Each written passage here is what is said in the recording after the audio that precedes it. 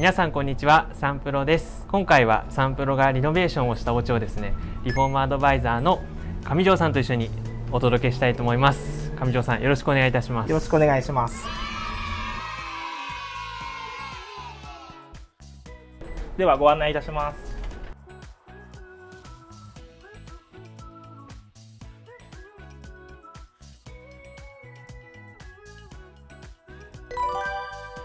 ものすごく開放的なそうですね LDK ですね。今回リノベーションということでお伺いしてるんですけれども、もともとこちらのお家はどんなお家だったんですか？もともと1階がちょっと駐車場になっていて鉄骨造で、2階3階が木造住宅になっているような作りになってます。まずこちらリビングですよね。インテリアもおしゃれですね。お客様もともとですね、当初の打ち合わせからやっぱ白を基調にしたいというお話ございまして、弊社のインテリアコーディネーターと一つ一つライトの色から始まって選定をしております。ダウンライトなのでスタイリッシュですよね。すごく。そうですね。今回本当にすっきりとシンプルにという形でご提案させていただいております。なるほどですね。テレビボードの後ろですよね。今回は石目のアクセントで一見ね本物かなと思うんですけども、クロスで採用させていただいております。床材の材質は、安曇野松県産材ですねをお客様選定されております。薄いグレーを塗装として採用しております。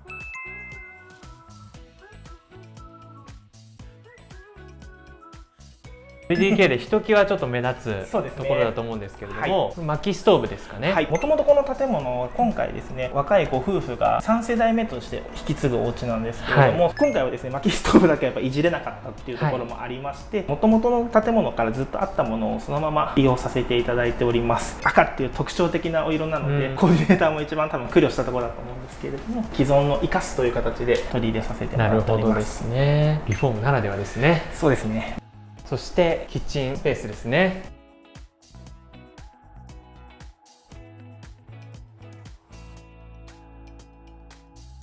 このキッチンスペースも今回ご主人様がこだわりがありまして、TOTOのクラストっていうキッチンを採用させていただいてます。先ほどから白っていう話があったんですけど、キッチンも本当にもう純白の真っ白のキッチン選定されております。お客様がですね割と自宅で人数が集まってお食事会したりとか、飲み会をしたりするっていうことで、割とオープンな空間を作りたいっていうのもご要望としてありましたので、センターキッチンで回遊できるようになっております。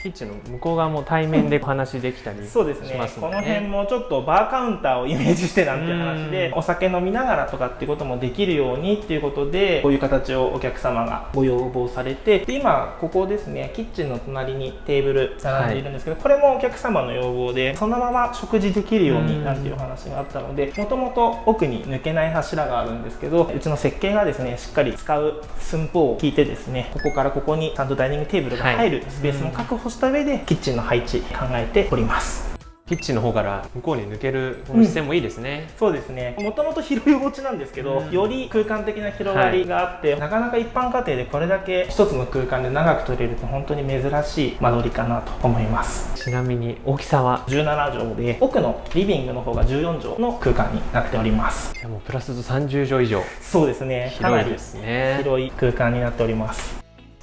でカップボードはリクシルさんのカップボードを採用しております。でカップボードも1個ポイントがありまして、通常ですとねこの天板がメラミンという化粧板がメーカーから支給されてくるんですけども、それあえて使わずにですね、ちょうどこのキッチンの反対側にデスクがあるんですけども、このデスクと合わせてナチュラルな雰囲気を出すために天板も合わせて同じ修正剤を使わせてもらって塗装をかけて空間的な統一感が出るようなご提案をコーディネーターの方がしてくれてます。でカップボード背面のアクセントクロスも石目調というか、そうですね、うまく自然素材とかの雰囲気を出しながらすごく素敵なアクセントクロスかなと思います。そして先ほどからちょっと気になってたんですけれども、上に天窓ですかね。天窓3つほどついてますけど、これはですね設計上少し苦労したといいますか、工夫したポイントになります。もともと既存であった天窓そのまま再利用させていただいております。照明とバランス取ってくれているので、実は結構細かい配慮がされているようなところです。それで奥のパントリーのスペースに行きたいと思います。パントリースペースも十分広さありますね。そうですね。やっぱりこの計画を進める中でお客様の中でどうしてもパントリーを絶対欲しいっていう話がありまして、これも先ほどの天板と同じものを集成材使わせてもらっています。色も全部統一しているような形です。で、お酒すごく好きなお客様で、実はこの奥にですね、配線がしてありまして、ワインセラーとか入れられるようにもスペースとしてなっています。一応ですね、ワインセラーの大きさとかも聞いておりますので、後から入らないってことがないように、しっかりご計画させていただいております。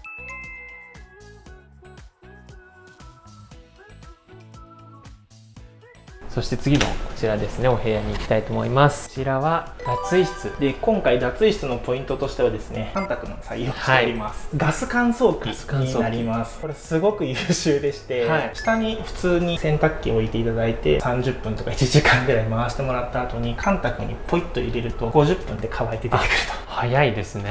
なので今回もね、おせっ様子育て世代ですので、8キロって一番大きいサイズに入れていただいてるんですけれども、天日干しよりも乾きもいいですし、仕上がりもふんわり仕上がってくるので、今すごくご要望されるお客さんは増えてきているようなところで、洗面化粧台はリクシルの商品を選定させていただいております。そしてこちらですね、ユニットバスですかね。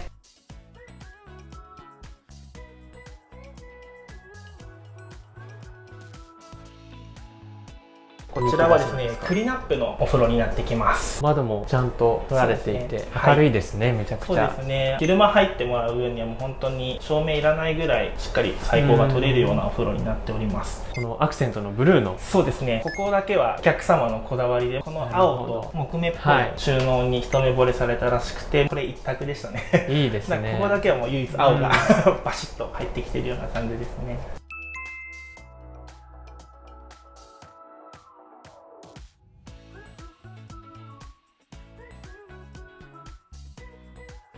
次のお部屋にお願いします。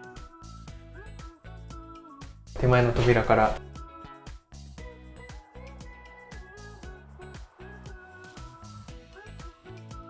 ちらはトイレになっております。2つ並んでますよね。そうですね。結構人寄りのあるお宅なので、お酒とか飲んだ時にね、居酒屋みたいな感じで小便器を設置したいという形で、今回リクシルのおトイレを小便器、大便器ともに選定させていただいております。なるほどですね。じゃあ続いてこちらのお部屋ですね。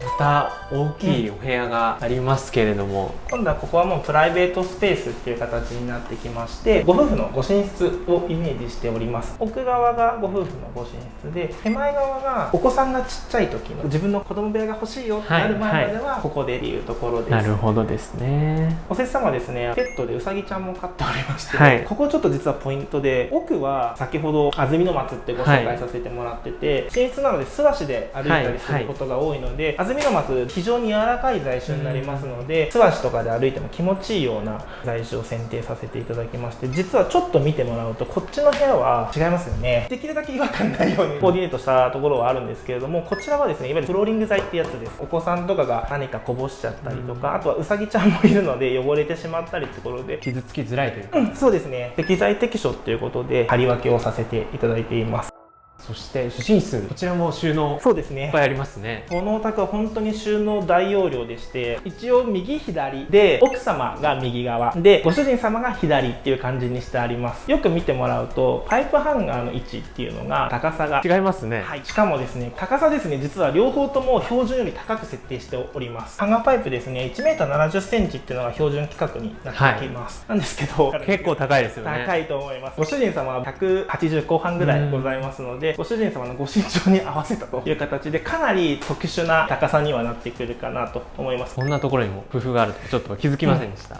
そして主寝室、ちょっとまた雰囲気違うなと思ってたんですけど、この天井材質また変えてますよね。これも実はクロスです。あ、クロスなんですね。多分言われないとちょっと分かんないぐらいか全然分かんなかったですなと思うんですけども、どうしてもやっぱりリアルな木を貼ってしまうと火をぐんと上がってしまうところなので、こういう風にアクセントクロスで濃い色を入れてあげることによって奥行き感っていうのも出るので、空間的にも広く感じるっていうのは一つ特徴としてはあるかなと思います。こちらですね。ちょっとこの辺リノベーションならではだと思うんですけれども、そうですね、ここ非常に難しいところだったんですけれども、外に既存のサンルームが残っております。でこれも最初お客様と打ち合わせ段階で壊すのか壊さないのかっていうのは大変議論になりまして、最終的には洗濯物干したりとかであった方がいいだろうということで、うまく残したまま内側のサッシだけ新しいものに変更させていただいております。中側のこのサッシは樹脂サッシ。そうですね、断熱のリノベーションというところに大きな役割を果たしてくれているのがこのサッシかなと思います。家の熱交換の5割がサッシから行われているっていうのがもう本当によく言われる話なんですけど、いくら天井、床、壁全て断熱材一生懸命入れても、ここから5割熱交換されてしまうので、逆にサッシやらないんだったら他やらなくてもいいんじゃないかぐらい歴然とした差が出てきます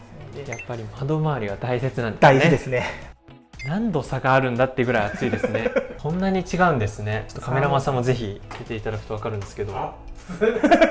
10何度とか全然違いますよね、多分。これがアルミサッシとかでシングルの短パンのガラスだと、もう全然多分ここの中の温度もまた変わってきてしまうので、この樹脂サッシの偉大さを感じていただける場所かもしれないですね。ありがとうございます。ここで体験できますね。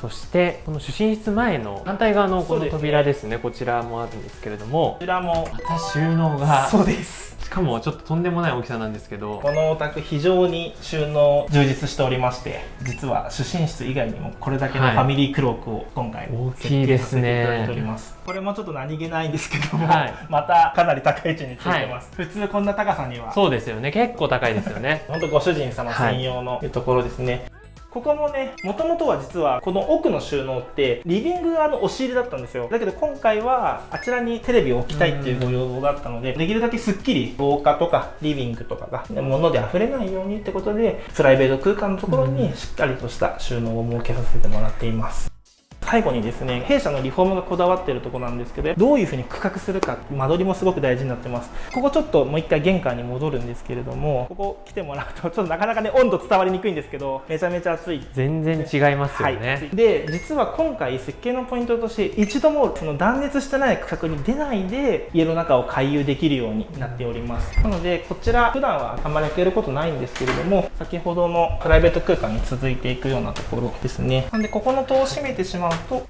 また暑いとか寒い空間に出なくても済むということで、冬場のこの動線は寒くないで、夏場の動線は暑くないっていう、この工夫っていうのはかなりこだわって今回ご提案させていただいております。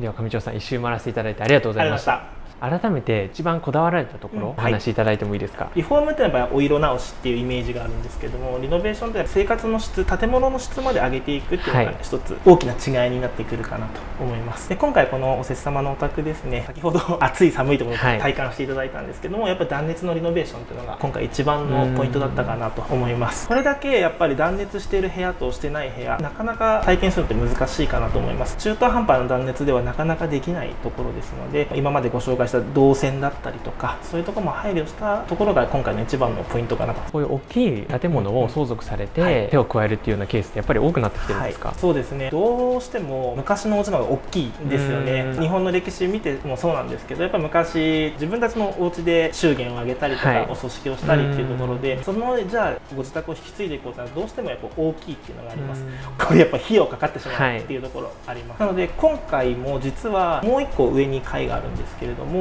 そこはお色直しっていう形にして、実はこの階だけ断熱でフルリノベーションしています。で見ていただいた通りかなり広いお宅なので、本当に広かったです。はい、なのでこの階だけで成立してしまうので、僕たちのご提案としては無理にもう一個の上の階まで断熱しようっていうご提案はしてないです。全部手を入れずにそうです、必要最低限のところで、はい、これもリフォームの良さです。どうしても予算っていうのはすごく大事になってきますので、何も何でもお金かけて綺麗にすれば冬は暖かく夏は涼しくっていうのはすごく大事なんですけれども、そのリフォームでお金使いすぎちゃって普通の生活がままならないっていうのはやっぱり間違ってるなっていうところが常々ご案内しながら思っているところなので、そこをやっぱりバランス取るっていうのはすごく大切にさせてもらってます。ありがとうございます。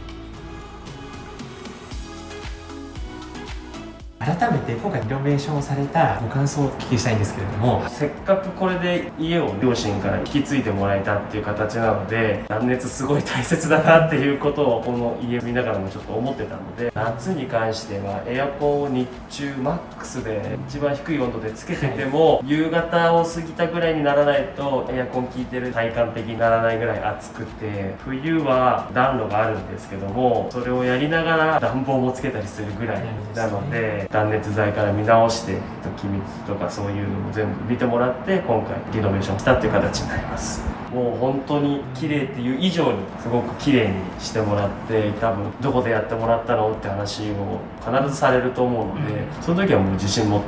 サンプロさん紹介したいなって思ってます。ありがとうございました。次回以降もサンプロのですね素敵なお家をルームツアーしていきたいと思いますので、ぜひチャンネル登録と高評価、またですね質問などをコメントでいただけると幸いです。それでは上条さんありがとうございました。また次回もお楽しみにしてください。ありがとうございました。